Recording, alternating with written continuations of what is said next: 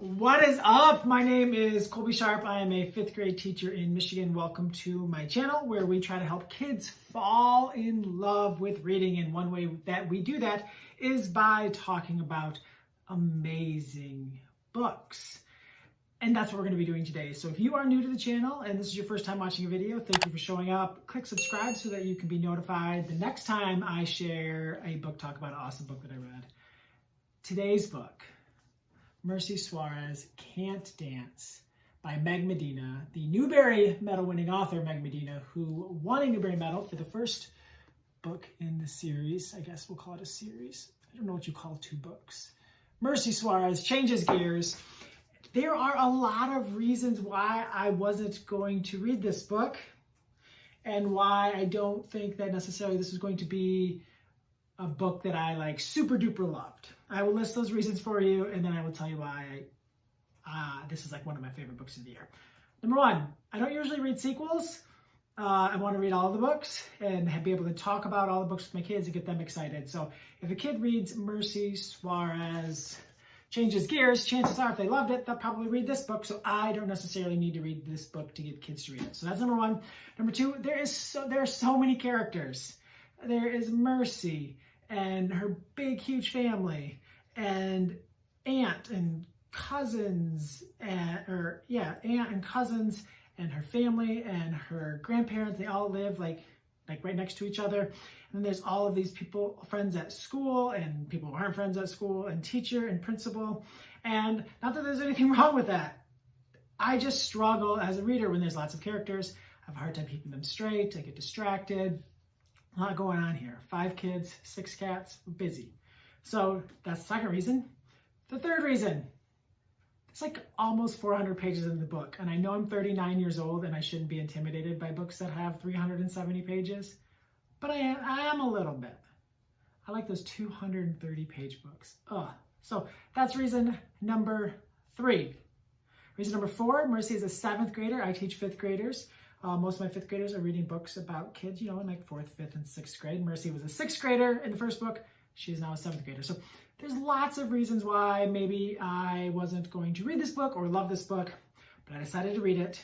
And oh my gosh, it's so good. Like, I don't feel like I have been as present, like in the moment, reading the book since the pandemic began. Like, I've read a lot of great books and I've fallen for a lot of wonderful stories, but I was just in this book. Like, I was just there, fully present. All of those characters were so crystal clear in my mind. I could not get enough of them. And the length, here I was complaining about 370 pages. Like, I was so sad when there were 20 pages left.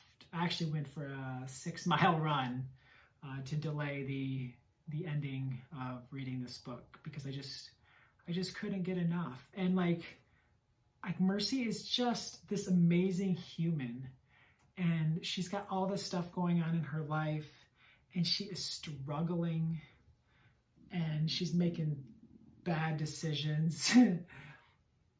But because we all make bad decisions and bad choices, and watching her like figure those out and navigate those things was so interesting. And then there's this boy, Wilson, and they're running the school store together.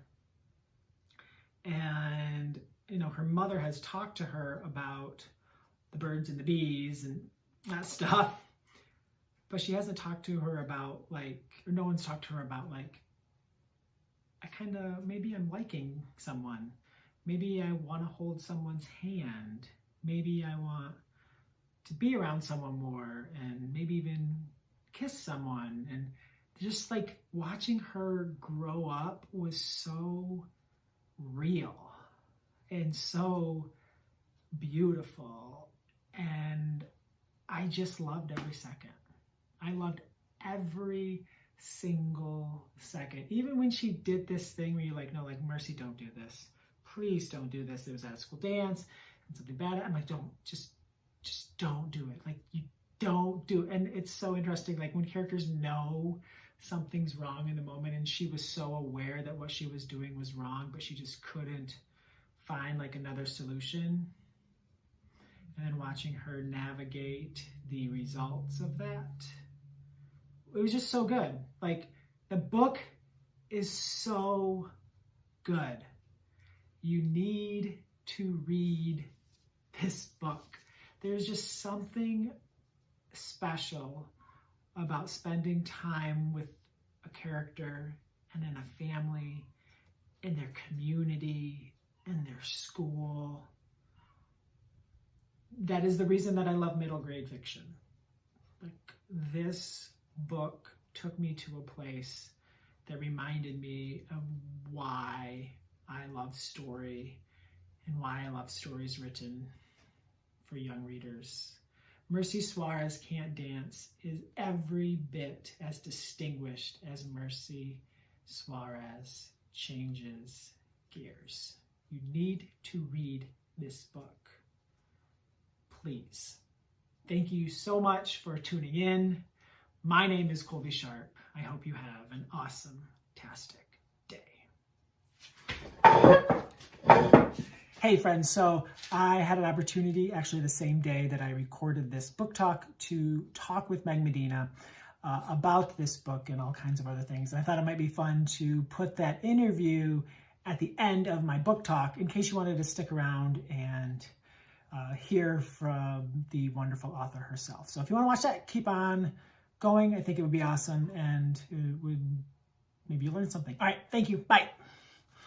Hello, friends. My name is Colby Sharp. I am a 5th grade teacher in Michigan, and I am so excited because this evening we are talking with Newbery Medal winning author Meg Medina, the author of Merci Suárez Changes Gears, which captured so many of our hearts back in 2018. And Merci and the whole crew is back, and I think they're better than ever in this follow-up book, Merci Suárez Can't Dance. And I even have Post-its. I came prepared. I'm not a Post-it person, but I have some things to talk to Meg Medina about tonight. And that's what we're going to do. We're going to bring Meg in right now. We're going to chat for 20 or 30 minutes. If you have to go, feel free to save this link and you can watch it at any time. Meg, how are you? Oh, wonderful. Getting close to bedtime on my side of the country, but yeah, I'm ready. How are you? I'm doing all right. Isn't that a loaded question right now? How are you? Yes. Yes, it is. And you can always tell when when there's that pause, and the usual answer is well. Yeah. As well as can be expected, those kinds of things. Mm-hmm. But it's so good to see you. It's so great to see you. And the last time I believe that I saw you was either at NCTE or Nerd Camp. I can't remember. But I think it was Nerd Camp. Yeah. And since then, you've won a Newbery Medal, and you have just quite the couple of years. And we are back, and you brought them back. You have given us 7th grade with Merci. I did. I wanted to ask you about that. I wanted to ask you if you think I got 7th grade right. You don't teach 7th grade. I think you teach 5th, don't you? I have a 7th. I have to teach 5th, but I have a 7th grader. Oh, yeah. So you'll have to tell me. What do you think? Did I get it right? I will tell you this, and I tweeted this, so you may have seen this. I have not felt more present reading a book in 13 months. Like, I have not enjoyed the experience of reading since before the pandemic. And a large part, if not all of it, is the book, and maybe the place that I'm at, having been vaccinated and school kind of rolling and just enjoying my time at school. But to spend 370 plus pages in this world. And here's the thing, Meg, I don't read sequels. I like my books to be 220 pages. I like to read about 4th, 5th, and 6th graders. So 7th grade is right on the edge. And somehow you found a way to just hit me right here. So thank you for this beautiful story. Before we get into talking about it much more, I do want to share this pre-order campaign that Candlewick is doing. Did they tell you about this? I'm sure they probably did. They did. And I'm so excited. And they were giving it to you first. So yeah, do you want to? I'll let you do the honors. I'll do it. Yeah. Oh, well, I'm happy. Go ahead. Go. You do it. And I just dropped it in the chat. So it should show up as a comment wherever you're watching. But Candlewick is doing something that I think is pretty amazing. They are giving away a hardcover copy of the Newbery Medal winning book, Merci Suárez Changes Gears. This one right here with the shiny sticker. They're giving a copy away to anyone who pre-orders Merci Suárez Can't Dance in the next 2 weeks. That's amazing. That's right. So that's like a $15, $16 book plus shipping that they are just giving you. And all you have to do is buy an amazing book. So you buy an amazing book and then you get the Newbery Medal winning book for free. Like they will mail it to you. And all you have to do is go to that link. There's a little form. I checked it out. It's pretty simple. Just fill out your information, prove that you bought the book, and you can buy it from your local bookstore. You can buy it wherever books are sold. Is that right? Did I get it right? You did. You got it perfectly right. And for anyone from Candlewick who's listening, thank you a million times. That is just such a beautiful thing to do, to sort of invite people into the whole Merci Suárez universe. So I think that's the idea behind it. I don't know how it is for you, but sometimes, a book comes out and, it wins, or a lot of people are talking about it. And my to be read stack is enormous, probably like yours, right? So sometimes it takes me a while to get to a book, right?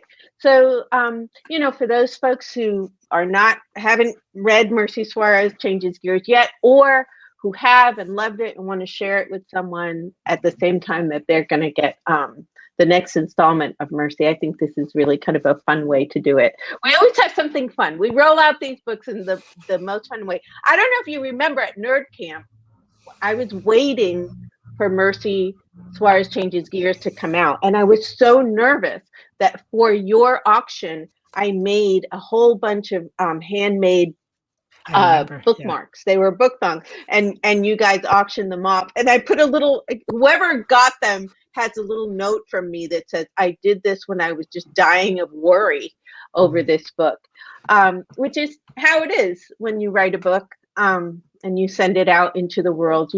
You love the characters so much, and you just hope with everything inside you that they're going to connect with people. So, and now this time we have a free copy of Merci going out. So it's fun.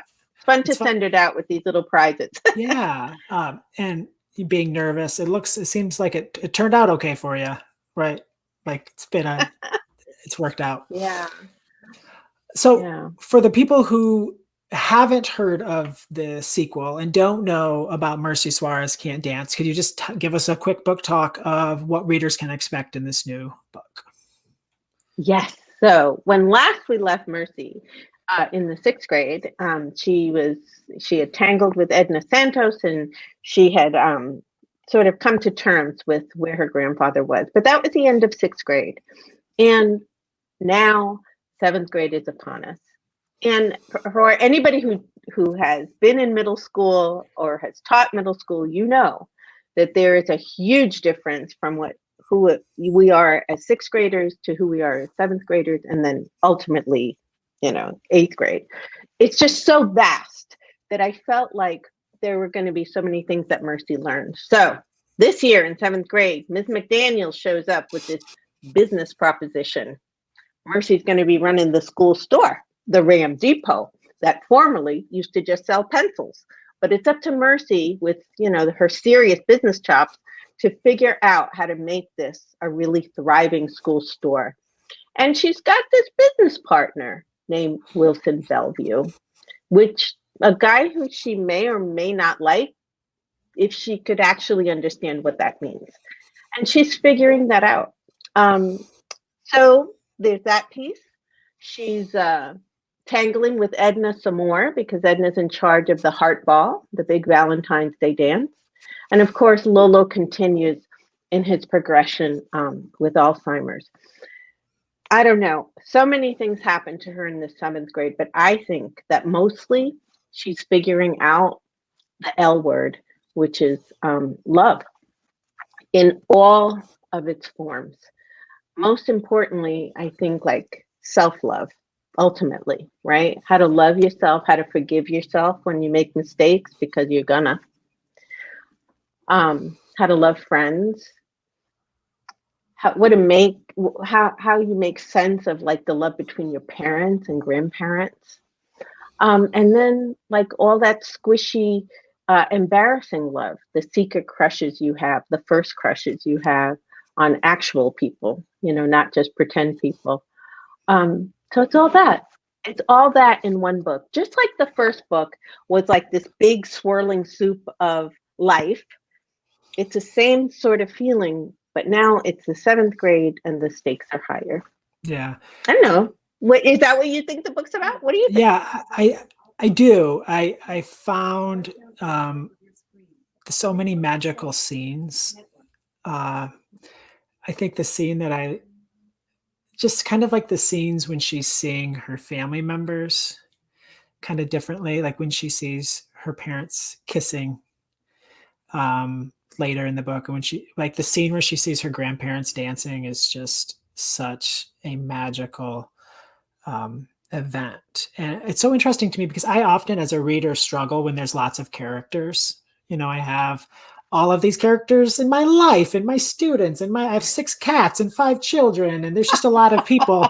And then to read a book where a lot of times you're spending 3 to 6 days reading it, I often struggle, and I talk to my students about that a lot, and I share with them strategies that I do. But you have so many characters in this book, and I was just fascinated by how you were able to bring all of them into the story where they're so easy to, like, I was never confused by who was who.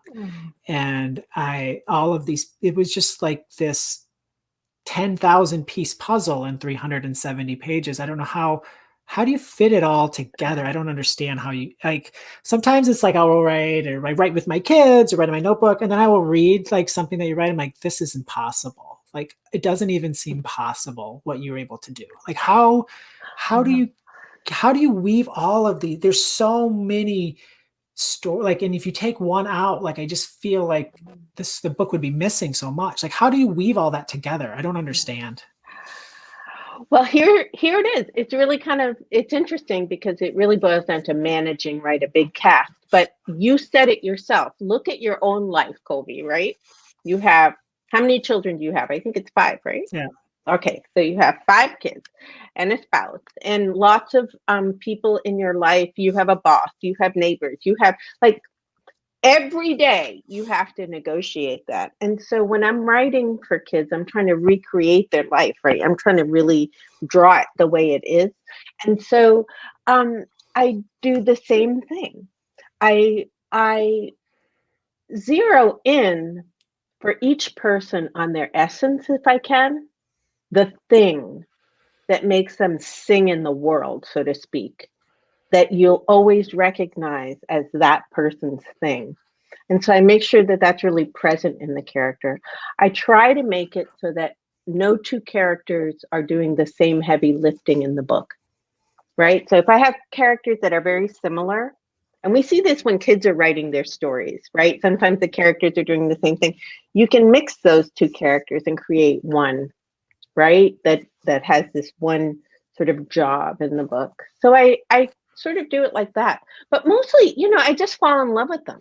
And I let them talk. And when they come on stage, because that's how it plays in my mind when I'm writing it, when they come on stage, I let them have their moment. I let their voice come out. I let them have their moment to be the star. Because everybody's a star at some point, right, in your life. It just, they have that thing they say, or the moment they win something, or that particularly, strong tantrum, or whatever it is, but they have their moment. And so I try to let them have that. And just make them real and relatable so that you can, I don't know, they feel like you know them, even though they're pretend. I wonder if I'm making it too complicated. Like, I'm wondering if you just let them be who they are. Like, if maybe that's what I love so much about it. It just, like you said, there's just so much going, like, this is just the people in her life. And when they come in and out and I kept thinking, like, I could spend 370 pages with any one of these characters. Like, I kept thinking, like, Gary Smith, Wednesday War is okay for now. Like, I kept thinking, like, oh, like, I could have I would take a book with any of these, like a companion book, right? Like, this is a thing. I would take a companion book. Like, I will spend forever in this world that you've created, Meg Medina. So you write what you want to write. That is a danger. But that's a danger. That's a danger because, as you could see, I was not able to let them go. I started this family in Soul Painting Inc. in an anthology, right? It was a short story, right? Flying Lessons, another story. And so they started with Soul Painting, and then I couldn't let the Suarez's go, and they became Merci Suárez Changes Gears. I couldn't let them go. Now they're Merci Suárez Can, and I'm working on the final book, her 8th grade year, now. So with the same fear and the same anxiety that I not mess it up. Yeah. Because kids create a relationship. They get invested with these characters in the story. And I feel like Merci is a good guide for them at this moment as they're figuring out how to grow up. And so I want to make sure that these 3 books, that she does the job with all of the mistakes that she makes, but that she does, a really good job for them, that when they finish, ultimately, they're going to feel a sense of peace and completion, Yeah. It's hard. I can't. I'm just terrified, Colby. I think you'll do. I believe in you. So I actually want to look at a couple of scenes from the book, 2 that I just thought were just 2 of the most beautiful scenes. And like you said, how Merci is a guide.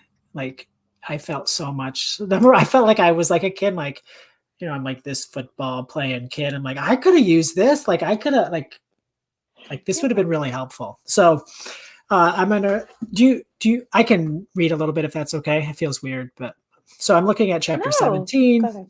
So I'll just read a few paragraphs. Back in 4th grade, Mommy gave me the big talk about love and bodies and babies. She had diagrams and everything. I was horrified, especially at all the body parts inside me that I didn't know about and what they're supposed to do together with someone else's. Do I have to do that? I asked.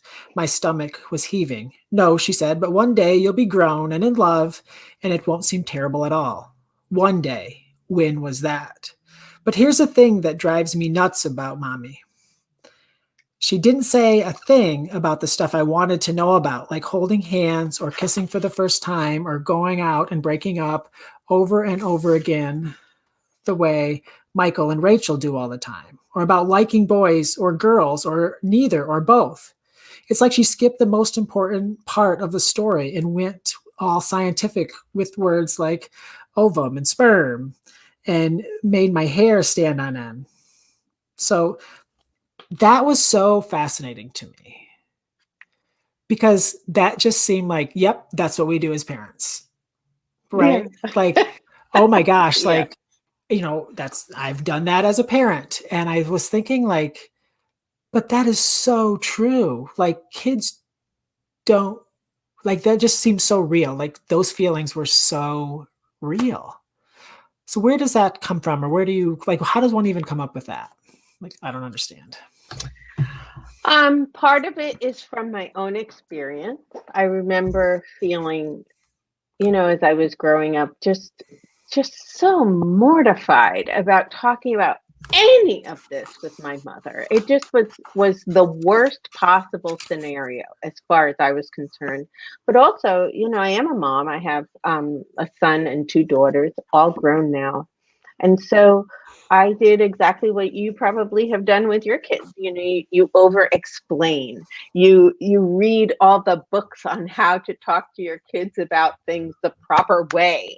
You want to make sure your kids have all the information, all of this stuff. And really, they have sometimes simpler questions like, do your teeth bang together when you kiss? What do you do if your hand is too sweaty? Like things like that, really, really simple kinds of things. So I just try to inhabit what I saw in my children when I made missteps,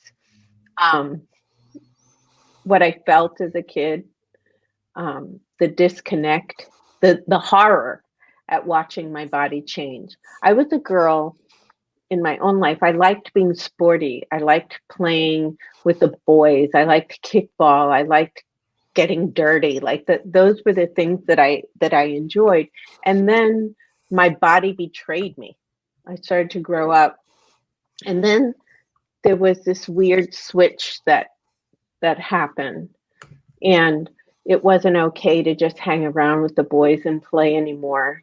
And jokes got lewd, and all the rules changed right underneath me. So in this book, I'm sort of examining those moments too, like trying to understand that enormous change, and that's happening all around you, but at different rates. And so you don't even know where to look for information. You're just bewildered and doing your best. Yeah. It just felt so honest, like her thoughts. Like you just feel like she's such a genuine and authentic person. Like it's so weird that you just made her up to me. I like her too. Yeah. Even when she fouls it up, I like her too. I tried to make her less likable sometimes in the 7th grade than she was in the 6th grade. Because that happens too. Yeah, she had her moments. Yeah, she had her moments, and you have to write those really honestly, because otherwise we have kids who feel really like they're monsters or something. And the fact is that they will be monsters some days, and then the important thing to teach them is to come back to themselves and remake themselves and try again and be better and just learn about yourself. So, I try to do that too. But I do like Merci. She's been a really fun companion. She's in my imagination. Yeah. Well, this brings me to my second paragraph. This is so Merci has been having some issues with her friends, and they're starting to maybe make up. And so going back a little bit here, Lena slings her arm around both our shoulders. So we're good? I hold my breath waiting. When you fall and hurt yourself, it takes a few days for the scrape to heal or the bruise to disappear. Maybe it's the same with friend fights. Slowly, Hannah puts in her fist and we all follow. We bump a closed hand potato and pull back with wiggly finger French fries. Then we go back inside to finish our work. Forgiven, if still a little tender. That's like really good. Like that's just so beautiful. Thank you. Like Thank you. That is how it is. Yeah, right. And as a 5th grade teacher, friendships are the hardest thing. For many of my, like from 8:30 to 3:30, it is hard. Like I feel like 99% of the issues that I have in class are trying to help kids with that, with being a friend, with like new friend. Like that is such a tricky thing. Like someone goes to someone else's house.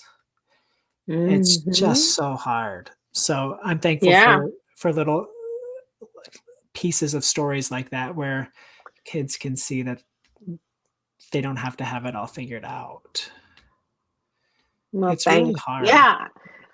Yeah, I think the friend fights are hard, and when there are 3 friends, and the shifting alliances, and she likes this person better than she likes me, like all of those things, and then just competition, like all of those Those things are real. So my hope is, so here it is on the page, right? And your kids are reading this book during quiet reading time or in their bedroom at night, and their wheels are turning, not only about Merci and Hannah and Lena and Edna, but about themselves, like who they are and how to work things through. Like that's my dream, right? That's the dream, that the book is used by kids sort of on their own, and also like in discussions, like when you have book talks in classrooms and libraries about the things that really matter. I mean, for those conversations though, I really feel like it depends. I'm sure your classroom is this way, but it also depends on the climate, right? That the teachers created there to be able to be honest and to bring your raw self forward.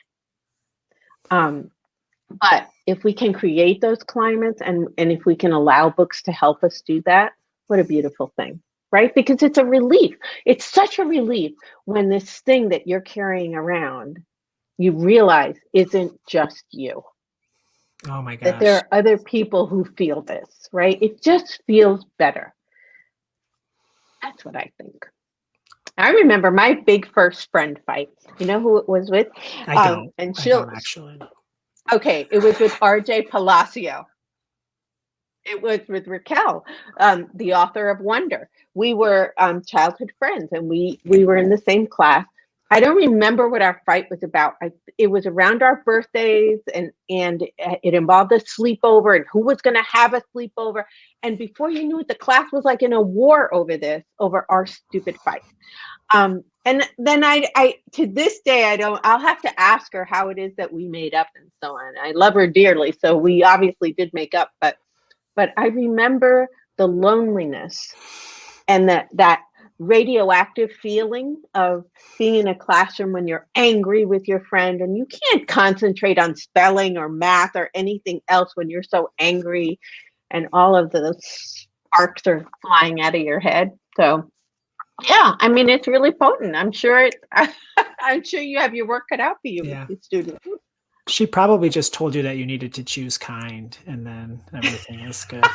And then I hit her. No. She was fabulous back then, though. She was really fun. She was really talented. She used to draw horses all the time, and we used to act out Greek myths. Our favorite book was, I'll show it to you. This one. I still have it.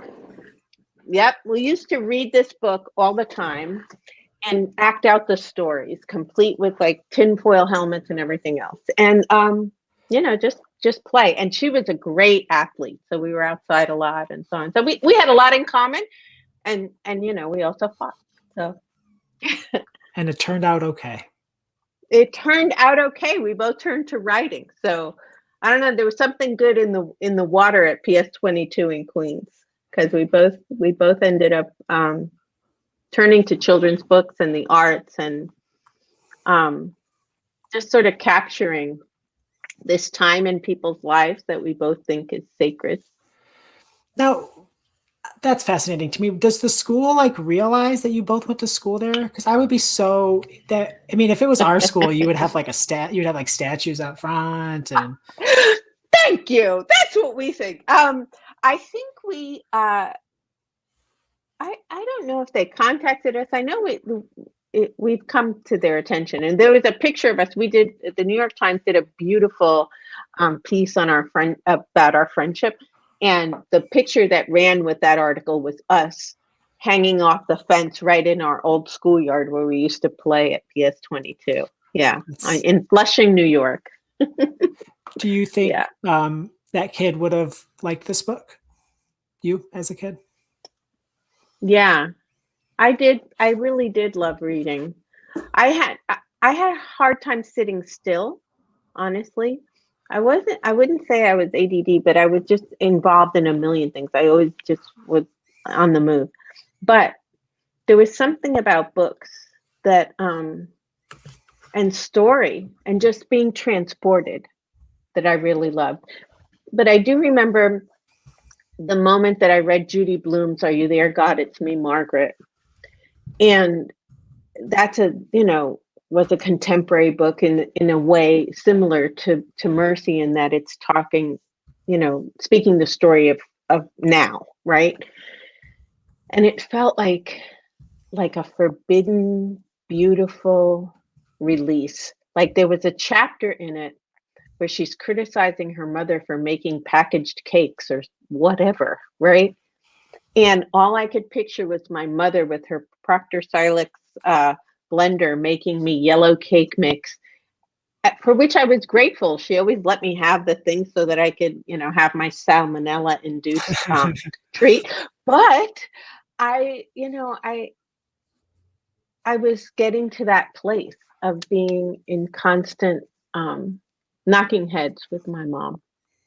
And, there were so many complicating factors, for me at the time, because my mom didn't speak English, because, there were a lot of money problems and so on. And so there was a lot of shame that I carried around about my family and my mom and so on, that there were no books to really help me work that piece out. So I think had I had more books that had characters that sort of reflected my culture and language, and I think I would have felt more accompanied on the journey, of growing up than I did. Well, I'm thankful that today's kids have that they can be accompanied by Mercy. I have one last question, but before that, I want to mention for anyone who's joining later or watching this at another time, Meg's publisher has been kind enough to offer an amazing opportunity for you. If you pre-order this amazing book, Merci Suárez Can't Dance, Kendallwick is going to mail you, while supplies last, mail you a copy of the Newbery Medal winning book, Merci Suárez Changes Gears. And like the hardcover, like not like they have like some old ARCs left in a box in the warehouse. Like they are going to mail you a hardcover copy. I'm going to leave a little comment here now with the link. All you have to do is share your proof of purchase with them between now and I believe it's April 5th. And they will send you that copy in the mail. So I think what an amazing way to continue on with getting this book into the hands of as many kids as possible. And if you're new, I think you could actually read these books in any order. Like I think this book definitely stands alone. But reading it in order, I think is a beautiful thing. Yeah, because I was remembering so much as I read it, but I was like, I probably could be fine without knowing this. So yeah, I definitely think the book stands alone masterfully. Thank you, Meg. Thank you for this book and for taking the time this evening to chat with me about it. I really needed it selfishly. I know that it was not written for the 39-year-old Midwestern white male teacher, but thank you. It was just exactly what I needed. So I appreciate that. And that's so sweet. Leave that and I appreciate you, Colby. Thank you so much, not only for tonight, but for everything you do for kids and kidlit. We are well beloved. So we're in a mutual admiration society, I think. Thank you. But it's been beautiful to be with you. I hope we get to hang out again someday. Jeez, come on. Yes, people. I'm almost vaccinated. I have one more shot to go at the end of April, so I'm excited. And then hopefully we'll all be together. I'm missing. I'm sure you feel the same way. I'm missing all my book friends. I just miss the energy. I'm a better teacher when I'm with people like-minded and getting a chance to learn from people. And I miss that energy this year. So final question, and you've touched on this topic. It's the last question I always ask. What is your hope for this book? My hope for this book is largely what happened to you with this book, which is that people fall in love with Mercy, and take her and her family into their hearts sort of as their own. I'd love for folks to really feel like they're always asking the question, I wonder what's happening with the Suarez these days. That's really what I'd like to see, for kids to just love it, for kids to fall in love with the book.